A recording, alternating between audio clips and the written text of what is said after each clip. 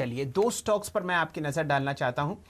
एक है Aditya Birla fashion retail, जो आपके सामने 129 रुपए के आसपास चल रहा है। शानदार आप यहां पर तेजी देख रहे हैं। कुछ समय पहले ये प्रदीप जी का पंड्या का फंडा था, लगभग 111-112 रुपए पे आपको सुझाया गया था। साथ ही साथ सिम्फनी पर नजर डालिए, वहां पर आप शानदार तेजी आते हुए देख रहे हैं। जो समर थीम है वो भी आपको बहुत अच्छी तरीके से ट्रेड करती होगी। ये 2-3 स्टॉक्स हैं जहां पर आपको शानदार तेजी आती हुई दिख रही है। ओवरऑल बाजार में आप बेहतरीन तेजी आते हुए देख रहे हैं।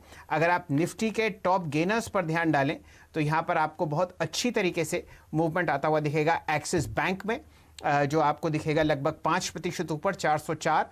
बजाज ट्विंस, जैसा कि आपको हेमंत जी थोड़ी देर पहले बता रहे थे एचडीएफसी ट्विंस के बारे में, आज दोनों बजाज ट्विंस में 4.5 और 4.25% की तेजी आपको आती हुई दिख रही है।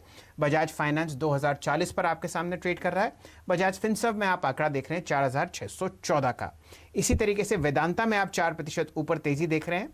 जो मेटल्स पैक में आप जबरदस्त तरीके से हेमंत जी की चर्चा थोड़ी देर पहले देख रहे थे। आईसीआईसीआई और कोटक 3.5 और 4.25% ऊपर हैं। तो हर तरफ आपको एक शानदार हरी लहर जून के पहले दिन आती हुई दिख रही है बाजार में। प्रदीप जी।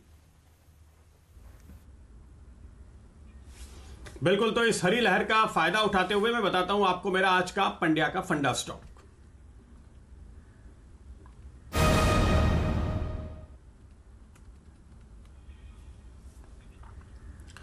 तो अभी अभी आशीष नर्मदा की बात कर रहे थे, लेकिन देखिए आज गंगा दशहरा का दिन है, तो पानी से जुड़ी हुई कंपनीज पर आपकी नजर होनी चाहिए। इसलिए भी क्योंकि हाल में आपने देखा जो सेलिब्रेशन चल रहे थे नरेंद्र मोदी सरकार के 6 साल या 2.0 सरकार के 1 साल पूरा होने के, वहां पर नल से जल थीम पर असर था, पूरा फोकस था।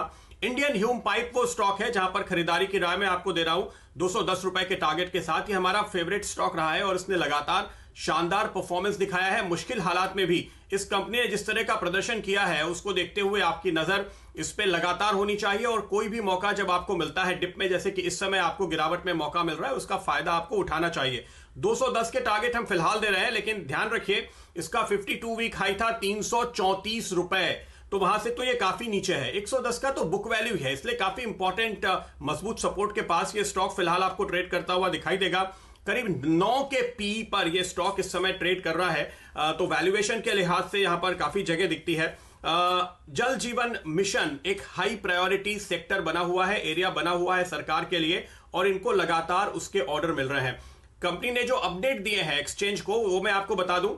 इन कंपनी का यह कहना है कि ज्यादातर राज्यों में, चाहे वो दक्षिण भारत के हो या मध्य भारत के हो, जहां पर इनका कारोबार चलता है, इनके जो प्रोजेक्ट्स थे वहां पर मोबिलाइजेशन फिर से पिछले 15 दिनों में हो गया है और 15 मई के बाद से लगातार उन प्रोजेक्ट्स पे काम चल रहा है, शुरू हो गया है। तो आपको इस क्वार्टर के दौरान जो शुरुआत में काम अटकता हुआ दिखाई दिया था, कम से कम आधा समय 45 दिन का समय काम होता हुआ दिखेगा।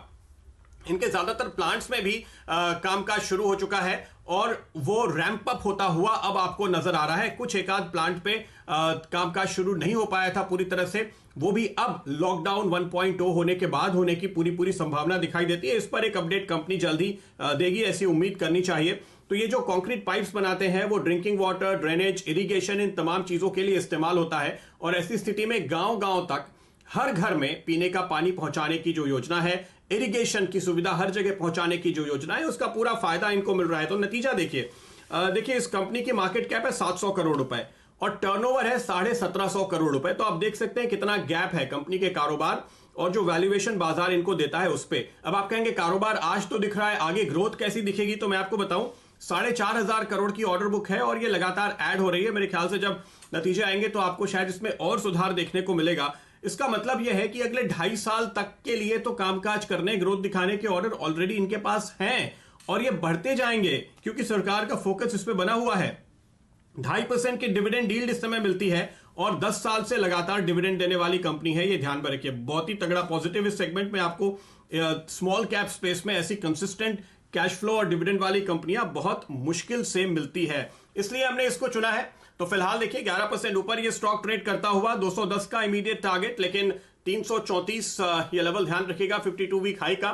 फिलहाल तो ये आपको 20% का सर्किट लगाता हुआ दिखाई देगा। मैं ऐसे ही स्टॉक ढूंढने की कोशिश आमतौर पे करता हूं जहां पे 20% तक के मौके हों। मयूरेश क्या कहते हैं आप?